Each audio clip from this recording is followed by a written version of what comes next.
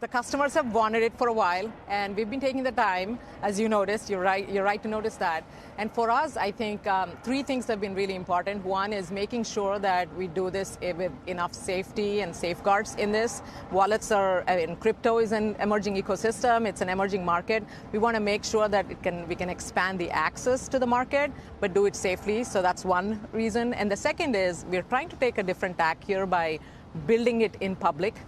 What I mean by that is like doing a phased rollout, include some of the customers and iterate on the feedback and just share the feedback back and so on. And the reason, again, stepping back is that we've done the same thing for Robinhood on the stock side, taken something really inaccessible, unaffordable, inscrutable for most people, and made this accessible and intuitive to use. We want to do the same thing with wallets. And by the way, the other thing here is that the investors that are in the market are very different from what you'd think, right? It's a more diverse set of investors. 2 out of 5 women on Robinhood platform invest in crypto. So we want to make sure that we get this right.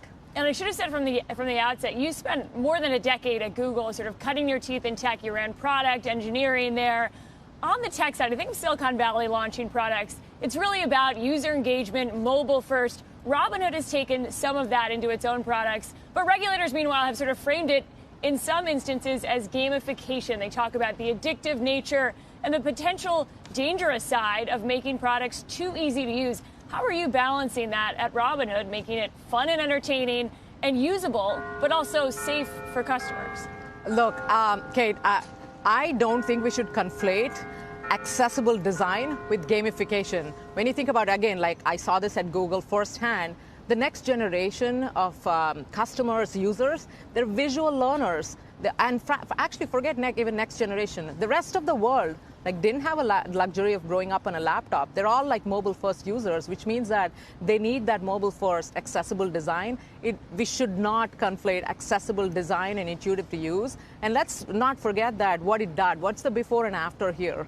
That there's millions of Americans that have been cut out of the market before, and suddenly between zero fee and intuitive access and unintimidating accessible design, we have more women, more minorities, more younger people participating in the market. This is the greatest wealth creation engine. We need more people to do that.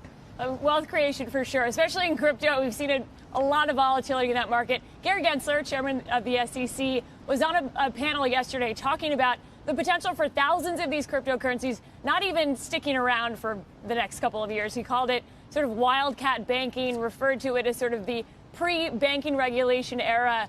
How is Robinhood preparing for the potential of some of these cryptocurrencies not making it and customers potentially dealing with the implications? I think, like I said earlier, that's the reason we are taking the time, even with wallets, to make sure that we are, as my improv, lecturer used to say, it's yes and.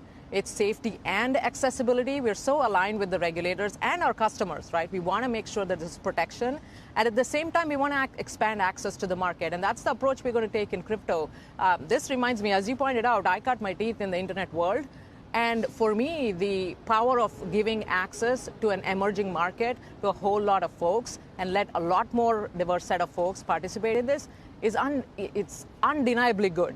And how do we do that? Of course, we have to make sure that we have safeguards in place. In fact, I'll give you an example, right, with the wallets experience that we're rolling out. We said, look, we'll take the phased rollout approach, and then add safety features right at the get-go. A simple example is this multi-factor authentication. Basically, what it means is that we want to make sure that it's you who you're transacting with when you say you're trying to transfer coins, etc. Features like this, and that's why it's a yes and for me, right? Safety and accessibility, they go hand in hand.